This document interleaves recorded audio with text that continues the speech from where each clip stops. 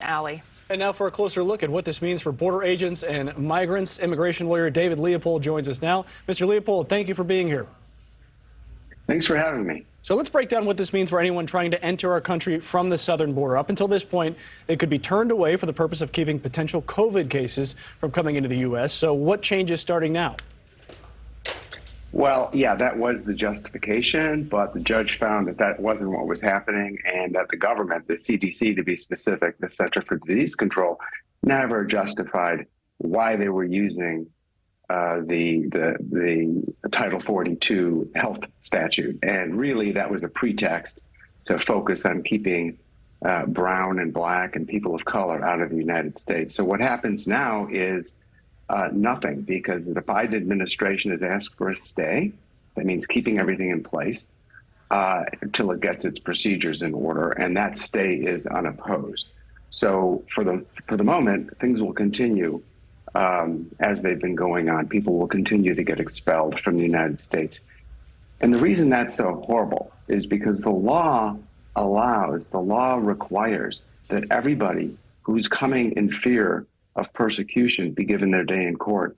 And Title 42 was a pretext to prevent that, a pretext to violate American law. Well, with Title 42 in limbo here, I noticed that the Democrats and President Biden sort of campaigned in 2020 of not handling the border the way the Trump administration handled the border. But they also didn't really build enough facilities to handle the influx that they are seeing. So should there be some sort of more preparation to help out some of those border communities?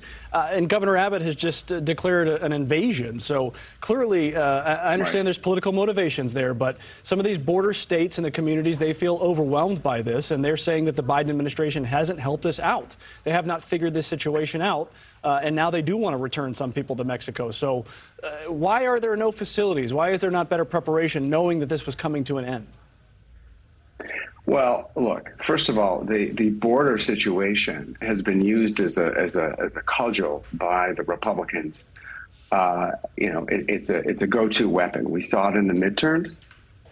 We saw it particularly in Arizona. And look, the voters of Arizona rejected this kind of hateful rhetoric on the border coming from the Republicans outright. You see Carrie Lake lost her election. So did Blake Masters. Both of them campaigned on criminalizing the border and militarizing the border. That said, there is nobody on any side of this issue that doesn't recognize we need to have border security. That's correct. We have issues where folks are coming up from the South because they're seeking a better life. They're seeking a life that many of our grandparents and great-grandparents sought. So that's really what the attraction is. America is the greatest country in the world. Therefore, we do attract people. So what do we have to do?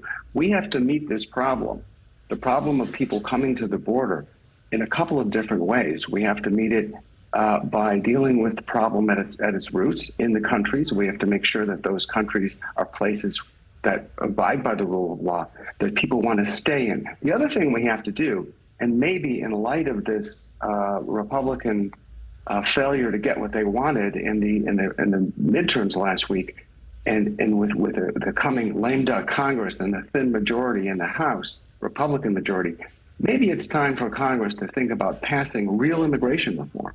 Maybe it's time for Congress to think about reforming the immigration system, which hasn't been updated in 30 years. I think that is certainly past due. I think folks on both sides, you're right, agree that there needs to be more border security. No one agrees on how to do it.